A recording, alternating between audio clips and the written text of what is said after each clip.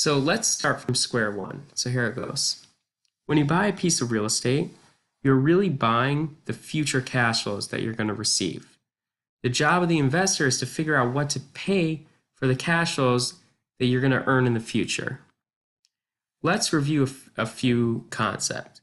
The first concept is called time value of money. And that says that money today is worth more than money in the future. Why? Because you can invest the money that you have today and earn interest on it. So in the future, you'll have principal plus the interest that you've earned. Now, the next thing we need to discuss is the difference between simple interest and compound interest. So let's say we have $10,000 and we are going to invest it for 5 years at 10% interest per year. If we receive simple interest, we are going to earn $1,000 per year and have a balance of $15,000 at the end of 5 years. If the interest was going to compound, that's in this chart over here, we are going to have $16,105 at the end of 5 years. This is because the interest earned in the previous year would be added to the principal balance of the following year. So year two, instead of $10,000 that we're earning interest on, we're going to have $11,000 that we're earning interest on. So now we're going to look at this concept backwards. Let's say that we have a real estate investment that we're going to hold for 5 years. The annual cash flow is $50,000 per year, and we're going to sell the property for $1 million at the end of year number 5.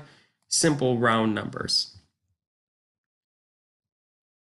So as an investor, our job is to figure out what to pay for these future cash flows.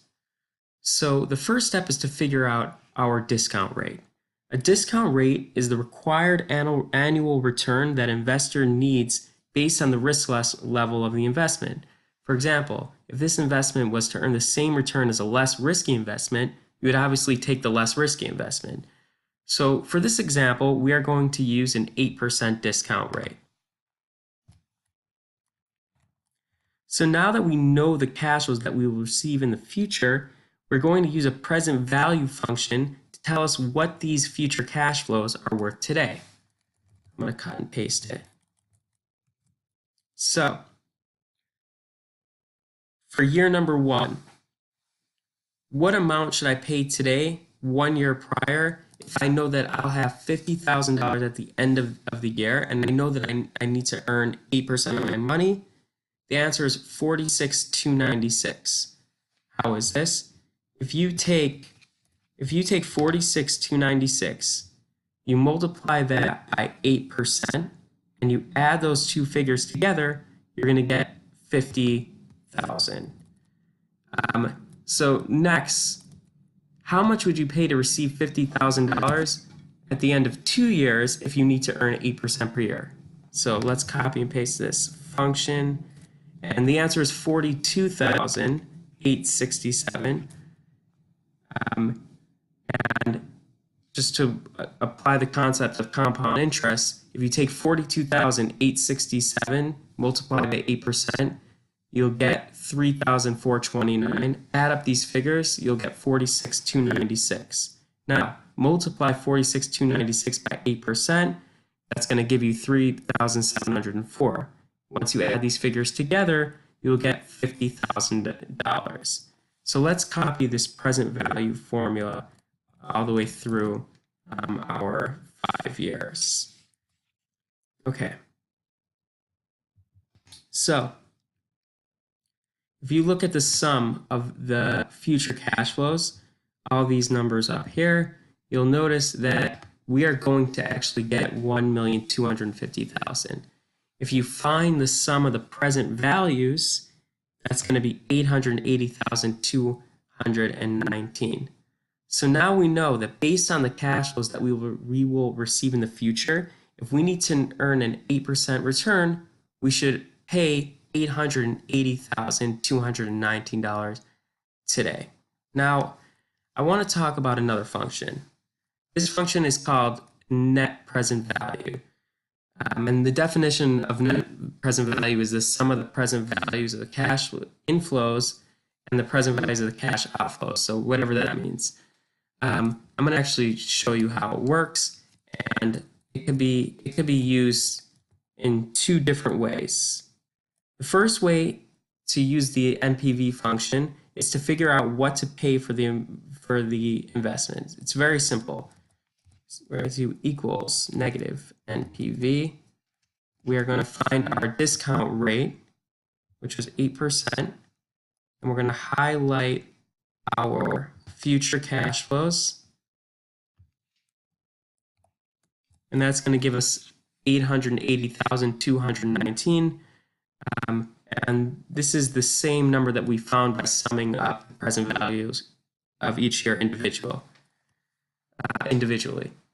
The next way to use this function is to include the amount that you paid for the asset, and it's going to tell you that based on your discount rate if you overpaid or underpaid for the future cash flows.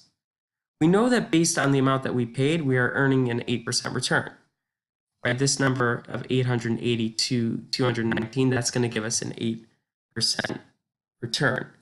But let's say I don't want it, my discount rate is 10%. So what we're going to do is we're going to look at equals NPV. We're going to use 10%. We're going to highlight, we're going to include the amount that we paid for the asset. And we're going to, if you notice that it's going to return a negative number. So this means that we overpaid and we're not hitting our discount rate. So now what if we say instead of 10%, our discount rate is going to be 6%. So you're going to notice that this value is positive. So that means that we underpaid for the asset and we're doing well. So let's go back and set this number to 8%. So if you set this number to 8%, you're going to notice that it's going to give you 0. So this tells us that based on the amount that we're paying for the future cash flows, we are earning exactly our discount rate. So now we're going to finally bring you to the IRR function.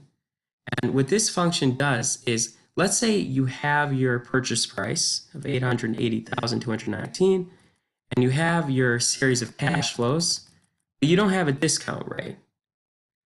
So the IRR function is going to find the discount rate that sets the net present value to 0. So we don't know anything about 8%. All we know is we have a series of cash flows. We're going to do equals IRR. We're going to highlight we're going to include our purchase price and all our future cash flows.